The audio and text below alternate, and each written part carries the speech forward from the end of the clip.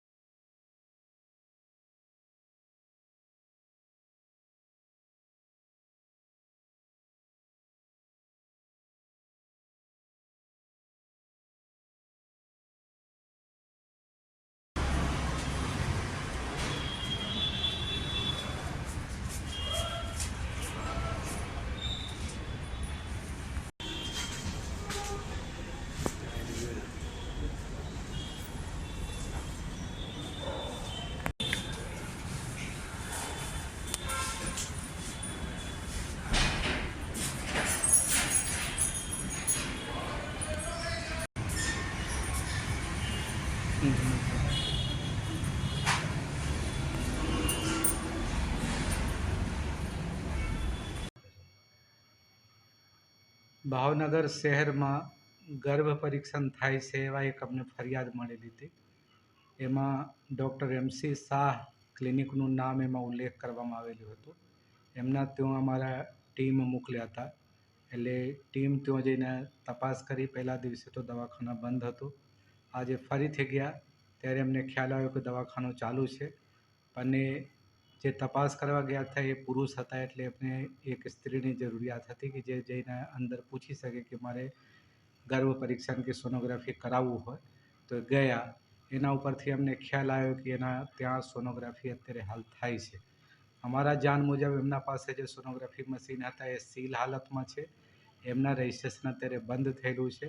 તેમ છતાં સોનોગ્રાફી થતાં અમારા ધ્યાન ઉપર આવતા એમના દરેકે દરેક કવાટને અમે જ્યારે ચકાસણી કરી, તપાસ કરી, ત્યારે અમને એક પોર્ટેબલ સોનોગ્રાફી મશીન જે કે મેડ ઇન ચાઇના છે એવું મળી આવ્યું। એમના જોયા પછી એવું લાગ્યું કે એને અત્યારે હાલ ઉપયોગ થાય છે। એમના પાસે સોનોગ્રાફી મશીનમાં ઉપયોગ કરવા માટે જેલ જેની મેન્યુફેક્ચરિંગ ડેટ 2024ની હતી, એનો મતલબ કે અત્યારે હાલ ઉપયોગમાં હતો એવું અમને ખ્યાલ આવ્યો, એટલે મેં મશીન કબજે લીધેલ છે। મશીનને સીલ કરવામાં આવેલ છે અને આગળની કાર્યવાહી કરવામાં આવશે। વારંવાર એકની એક જગ્યાએથી 3 વાર સીલ મારી જાય છતાંય તે એની હોય છે, તો શું કહેશો? હવે એ તો એ ડૉક્ટરને વ્યક્તિગત એમને વિચારવાનું રહે છે। એમના પાસે જે મશીન હતો એના માટે એના પાસે રજિસ્ટ્રેશન પણ આજની તારીખમાં ઉપલબ્ધ નથી। તેમ છતાં તપાસનો વિષય છે કે કઈ રીતે એના પાસે મશીન આવ્યા અને કઈ રીતે ઉપયોગ કરતા હતા, એ બધું તપાસનો વિષય છે, પછી ખબર પડશે।